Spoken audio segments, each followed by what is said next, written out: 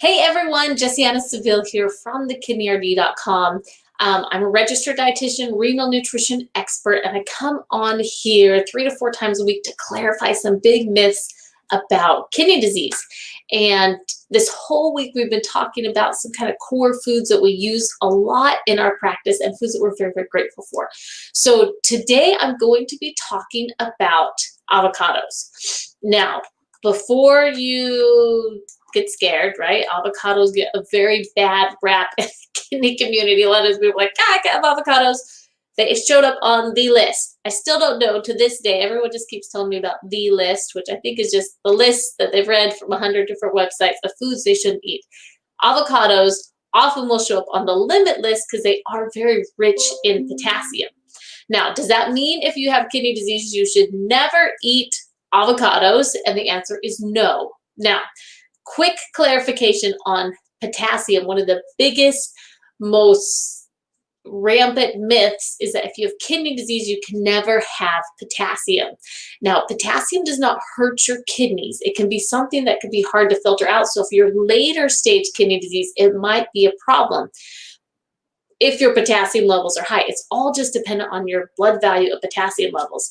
But if your potassium levels are normal, no matter what your stage of kidney disease is, then you definitely have some room for potassium, which means you have room for avocados. Even if, and on top of that, even if you have a potassium restriction, you probably can fit some avocados in, and here's why you might want to think about including them. Now, first thing, right?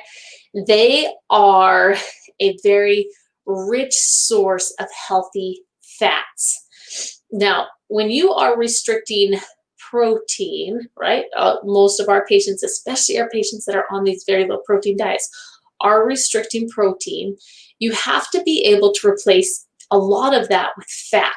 And the reason why is that most carbohydrate foods, unless you're eating sugar or a ton of fruit, also have protein in them. So you really have to be leveraging healthy sources of fat to get a very healthy, very low protein diet. Now, avocados are one of the very good sources of healthy fat. So it's a food that we will use frequently with our patients, and it's food I'm very grateful for. Just like putting a tomato slice, right, in a sandwich, one tomato slice, a tomato as a whole, right, one whole tomato is around 250 milligrams of potassium. One tomato slice is not very much potassium. So you can totally put a tomato slice on a sandwich and it's not going to kill you in the potassium bank. Same thing with avocados, right? One whole avocado is around 650 milligrams of potassium, which, to put that in perspective of a whole day, if you had a potassium restriction, you could still have upwards of 3,000 milligrams. So a whole avocado, 600, is not even maybe, a fifth of that. And you wouldn't eat the whole thing, right? You might have about a quarter of it, maybe sliced on a salad, put in a sandwich.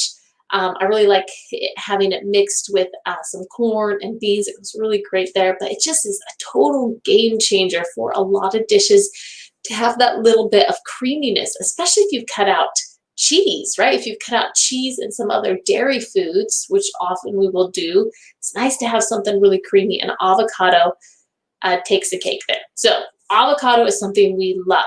The other thing is that if you don't have a potassium restriction, potassium is great for you. It works very symbiotically with a low sodium diet. If you're cutting back salt, having increased potassium will help you with your blood pressure. So not everyone needs a potassium restriction, which means there's a lot of people that can include avocados in your diet, and we love them. All right.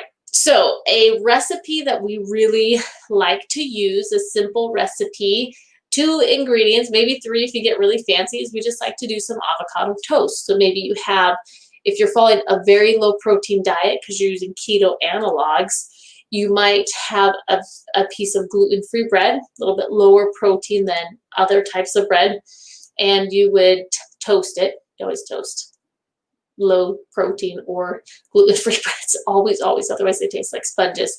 But you would toast it and then slice a little bit of avocado on top, and then you could use a little bit of everything bagel seasoning. if you really like a good savory taste. If not, a little bit of garlic powder can work really well with that as well. So avocado toast, a great thing you can use as a dish, not just in the morning, but maybe at lunch or with your dinner. All right. So one other piece, if you're going to be using avocados that can be very useful for the rest of your life, is how you cut it and how you store it, right? If you're not going to be using the whole avocado, then you really want to know what you're going to do. So I brought a real avocado, true avocado, picked it up today for the sake of showing this. Now, when you cut an avocado, the best way to cut it is to cut around the seed like you saw me do there, and then twist it, right? And when you twist it, you'll have those two really, really nice halves.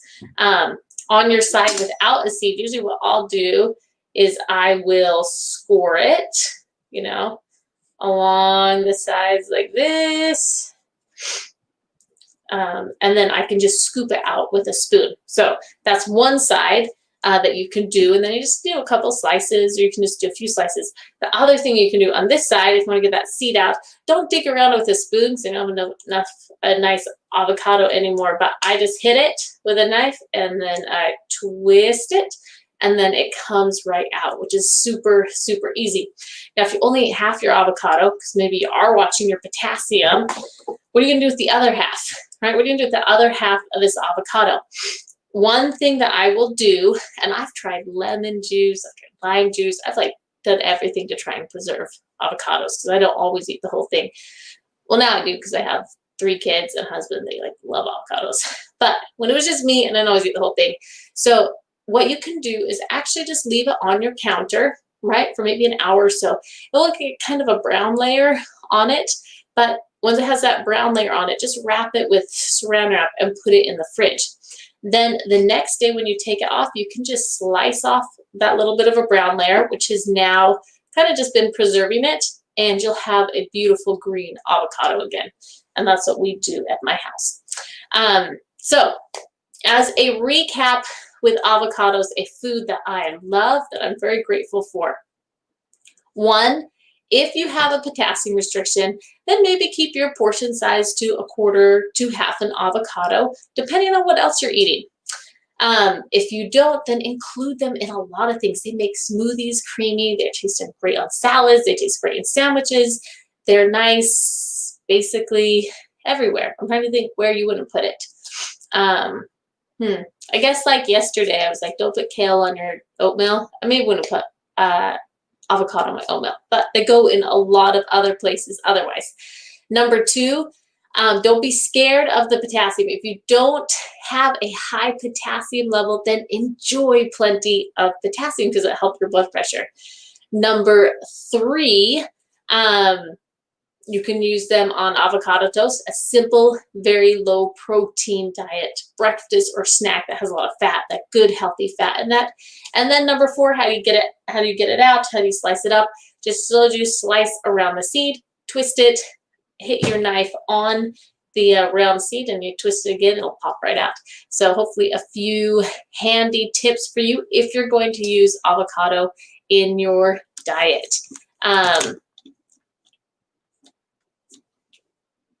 Sorry, slight technical difficulty. Anyways, that's it for today. If you have questions, drop your questions below. If you found this useful to share in a different groups that are trying to learn how to cook for their kidneys, that can be something that's really, really helpful for them to learn how they can use this handy ingredient. So feel free to share. If you cook one of our recipes from our website, like the avocado toast, go ahead and share with the Kidney RD. Tag us in it so we can see what you guys are doing. We love to cheer you on in any way we can. And then, of course, hop over to our website, thekidneyrd.com.